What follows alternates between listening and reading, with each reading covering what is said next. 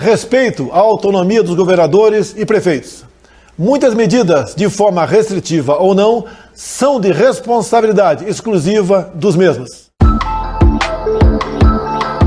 O presidente Jair Bolsonaro tem um método para lidar com a pandemia que está marcado em seus discursos.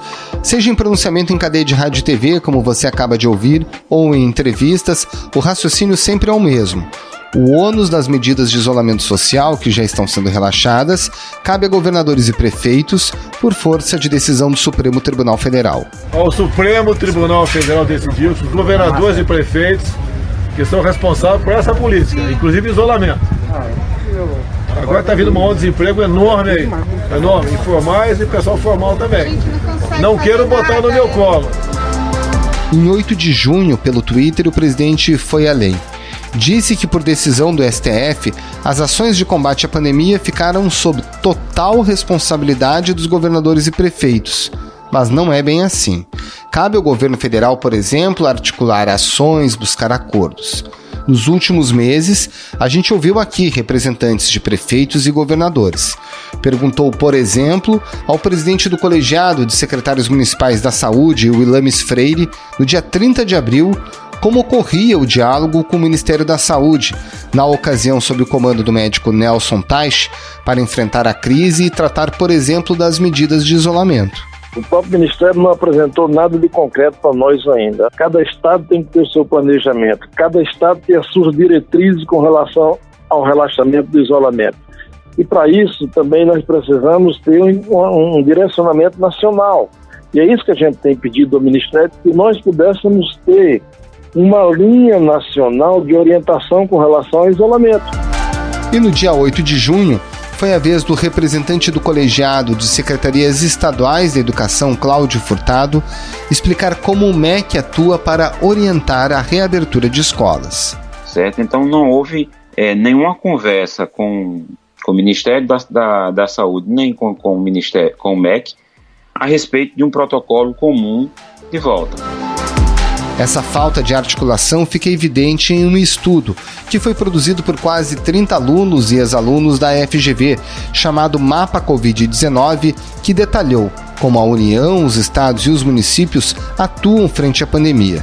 Eu sou o Roberto Maltic, hoje sem a Carolina Moran, e no Ao Ponto desta segunda-feira, o coordenador do trabalho, o professor Daniel Vargas, da Escola de Economia da FGV em São Paulo e da FGV Direito Rio, explica como o método do presidente se reflete nas ações práticas para enfrentar a crise sanitária. Fique com a gente.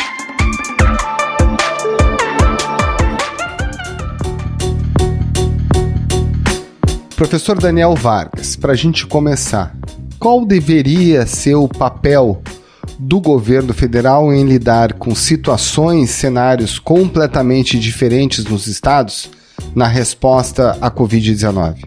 Tanto em situações excepcionais como em situações normais, em um regime federativo, como é o caso do Brasil, o governo central tem um papel de coordenação.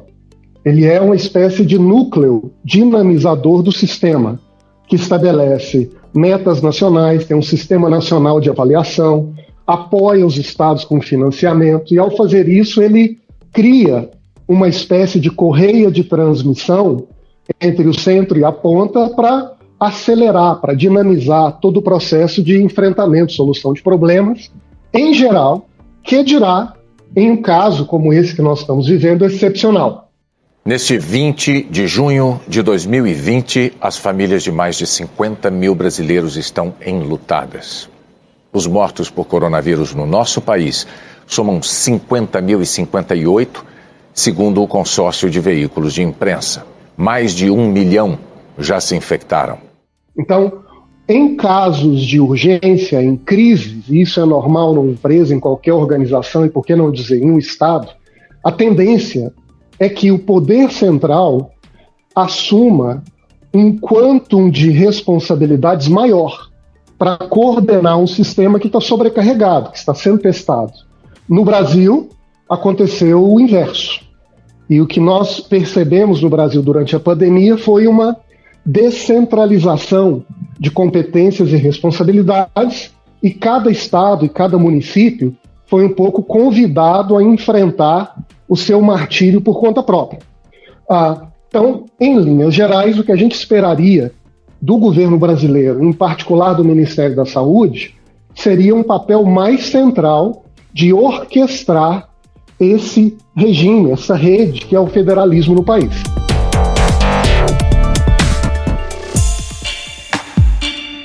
Bom, e seguindo essa premissa, a partir do levantamento que vocês fizeram das ações do governo federal, dos estados e também dos municípios, que conclusão a gente chega? Bom, o levantamento ele é uma tentativa de, em primeiro lugar, jogar luz, esclarecer o que está acontecendo no chão da realidade brasileira quando o país está sendo testado no seu máximo, que é o que a pandemia fez com cada liderança política e com cada organização do país.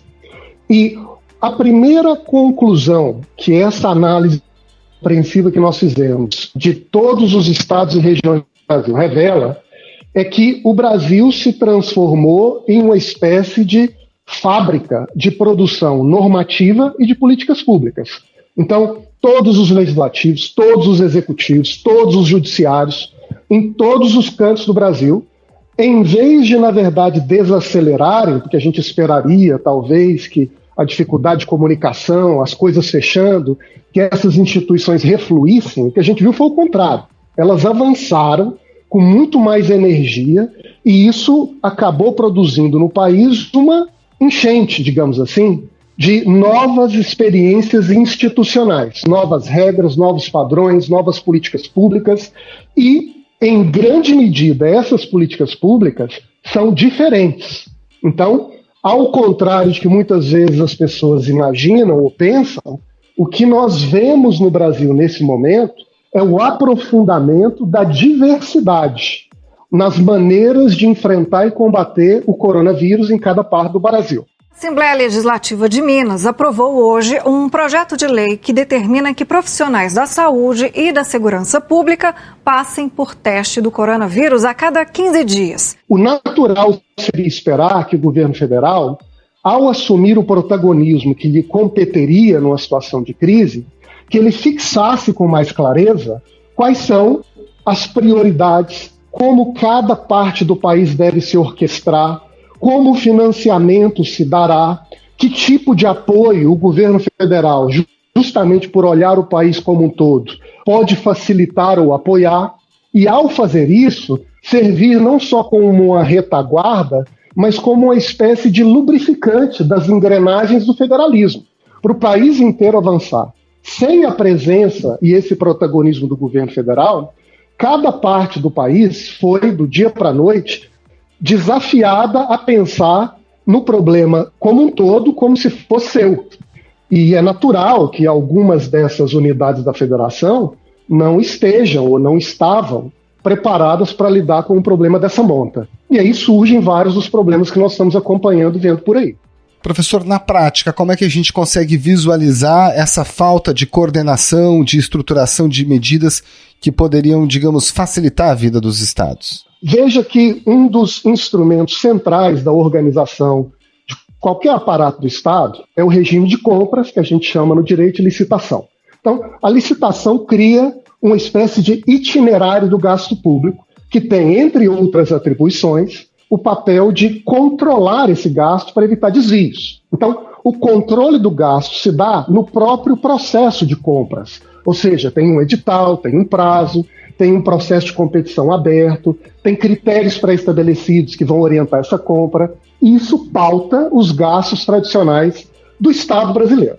Durante a pandemia, com a crise, não era possível seguir, em vários casos, esse procedimento licitatório, porque ele tem um tempo, uma complexidade que são incompatíveis com a urgência que os líderes locais sentem para equipar os seus hospitais no combate à pandemia. Então, houve uma dispensa de licitação em escala no país. Com essa dispensa de licitação, e o nosso relatório revela que pelo menos 17 estados brasileiros aprovaram leis específicas dispensando a licitação, e é provável que os demais também tenham dispensado com base em uma autorização federal, não significa que não haja controle.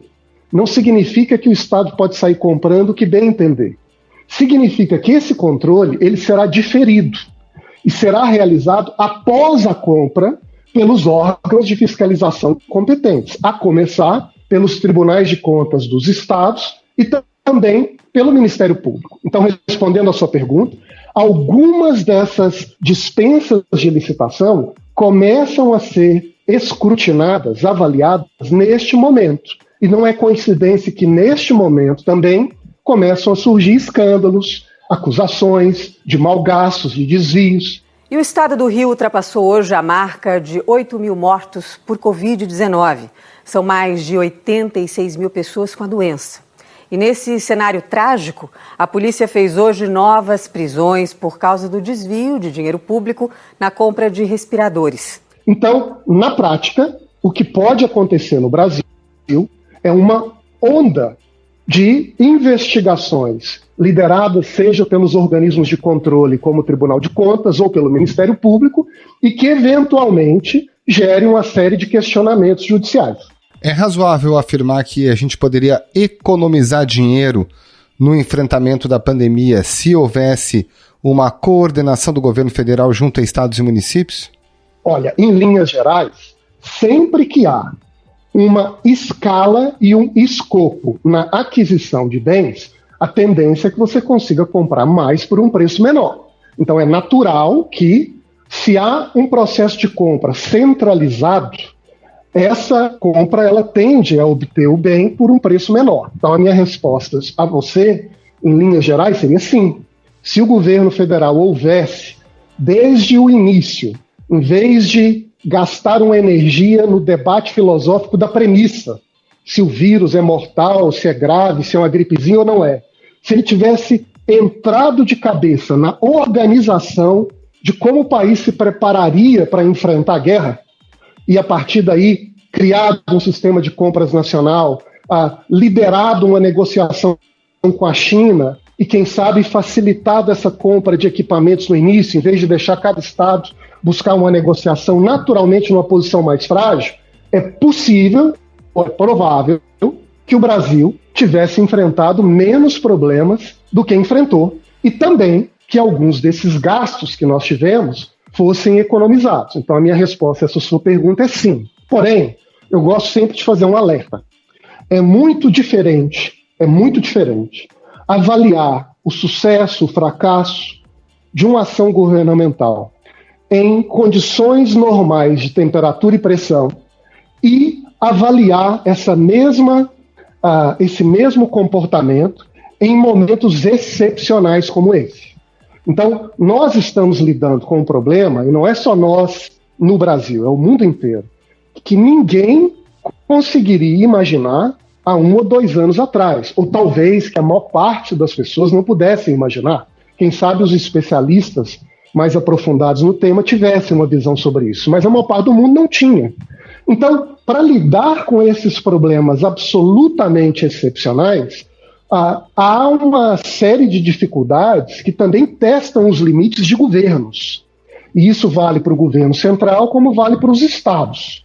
Agora, não é para também a gente olhar para a realidade brasileira e, por causa disso, dizer que o Brasil fez o que tinha que ser feito, que tudo está correndo bem. Não está correndo bem.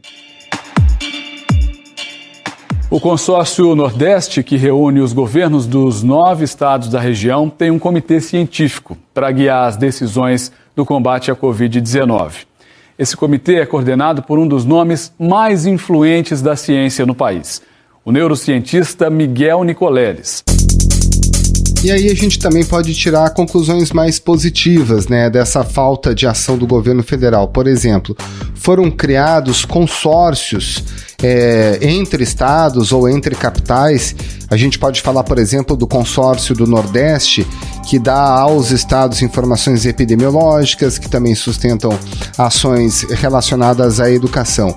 Na opinião do senhor, esses consórcios terão condições de, por exemplo, vir para ficar? Quais são as experiências que devem ficar depois da pandemia? Eu também acho essa uma pergunta e uma análise extremamente importantes nesse momento.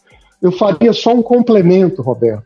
Os consórcios regionais que foram organizados no Brasil, como o consórcio que reúne os estados do Nordeste, os estados da Amazônia, dos estados do Centro-Oeste, do Sul e do Sudeste, eles nasceram na antevéspera da pandemia. Eles foram, na verdade, criados formalmente, mediante uma aprovação de lei em cada uma das assembleias legislativas dos estados, ao longo do último ano. Quando a pandemia eclodiu, o que aconteceu é que essa infraestrutura ela já estava posta. Porém, o seu uso, a sua aplicação, ainda estava começando a se desdobrar. Então, em algumas regiões do país, e eu destacaria aqui em particular o Nordeste e o Centro-Oeste, a gente percebeu que esses consórcios regionais tiveram um protagonismo muito significativo. Então, nestes consórcios, os governos estaduais, por meio dos seus governadores, se reúnem periodicamente, discutem problemas e políticas comuns e coordenam a ação. O consórcio do Nordeste, imediatamente após a eclosão da pandemia, se organizou para fazer um grande edital de compra de respiradores compartilhados entre os estados. Do mesmo modo, o consórcio dos governadores do Centro-Oeste entrou em uma discussão sobre a possibilidade de criar canais de compartilhamento de leitos entre os estados, porque nós sabemos que a pandemia é gravíssima para todo mundo, porém, o seu ritmo não é igual em todos os lugares ao mesmo tempo. Por que aquele estado que hoje tem um conjunto de leitos disponíveis não poderia, entre aspas, emprestar esse leito vago para pessoas contaminadas de outro estado e logo em seguida esse processo seria invertido? Então, esses consórcios, em particular o Nordeste e o Centro-Oeste, tiveram um papel de destaque extremamente valioso para contribuir nessas discussões regionais, em parte como uma espécie de complemento da ausência de uma coordenação que o Ministério da Saúde talvez não tenha cumprido como se esperava. Aí vem a tua consideração. O que disso fica? A minha leitura particular é que os consórcios, o seu nascimento e o seu desdobramento não é uma conjuntura dos últimos meses ou mesmo do último ano. Eu vejo os consórcios como um último elo de uma grande corrente de amadurecimento e de construção que tem acontecido no Brasil de baixo para cima. O que está agora nascendo com esses consórcios me parece que pode ser um passo importante de modificar essa dinâmica política entre os entes e, ao fazer isso, criar uma relação mais republicana, pautada em prioridades nacionais, em problemas e interesses comuns. A ideia do federalismo, essa é uma das mensagens que está na origem desse instituto tão valioso para as democracias modernas, especialmente em países grandes e desiguais como o Brasil, é a ideia de que a unidade é maior do que a soma das partes.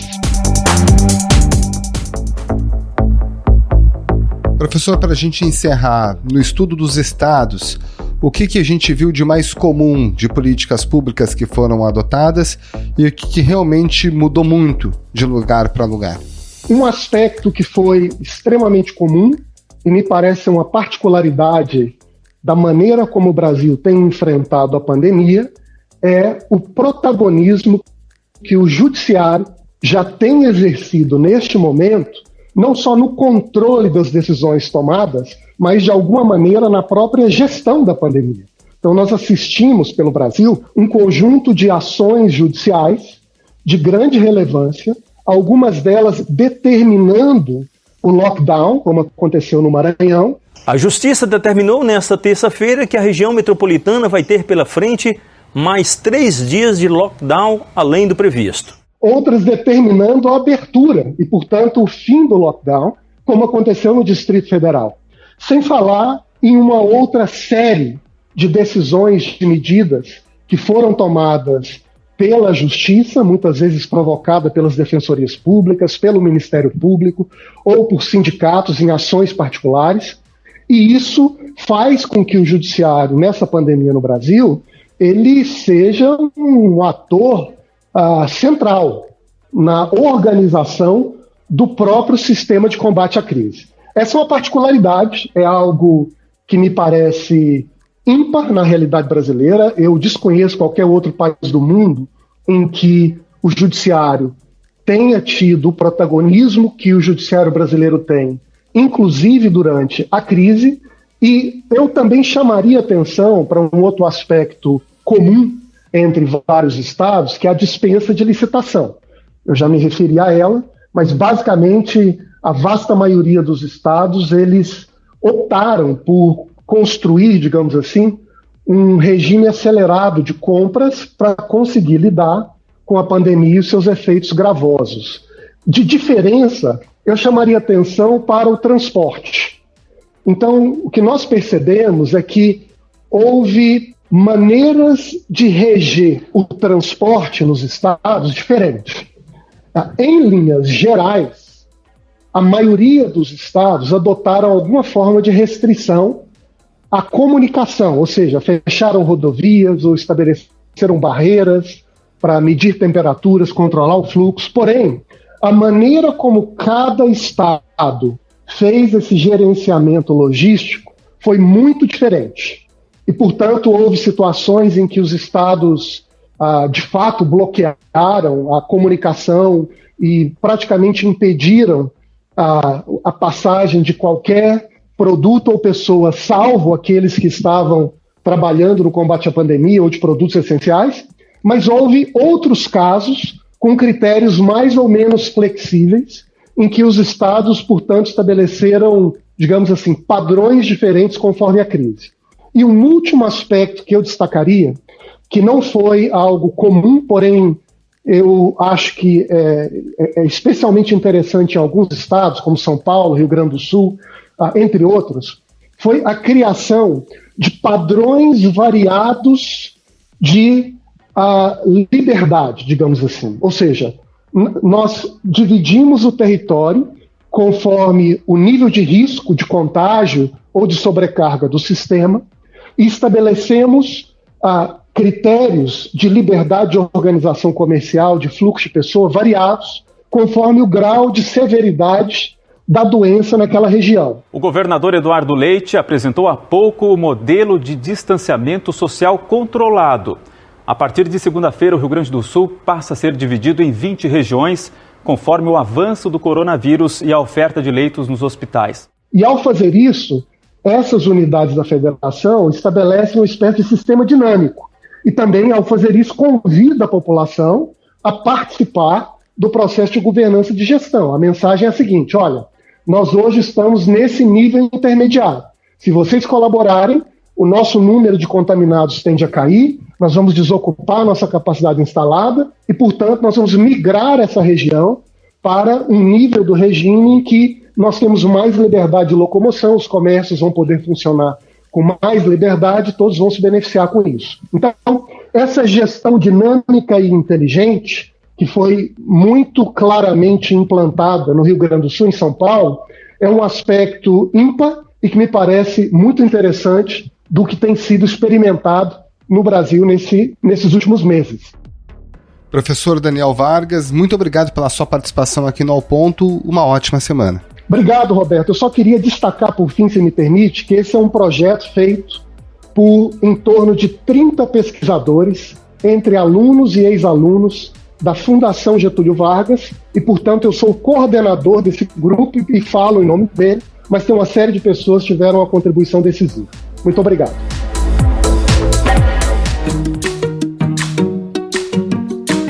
Esse foi o Ao Ponto de hoje, o podcast diário da redação do Globo. Nessa conversa, a gente conta com a participação de toda a equipe do jornal, as mesmas pessoas que levam até você informação e análise de qualidade todos os dias. Quer saber mais? Assine o Globo. Acesse assineoglobo.com.br e confira todas as notícias e reportagens especiais. Lembrando, o material de utilidade pública relacionado ao novo coronavírus está aberto no site também para quem não é assinante.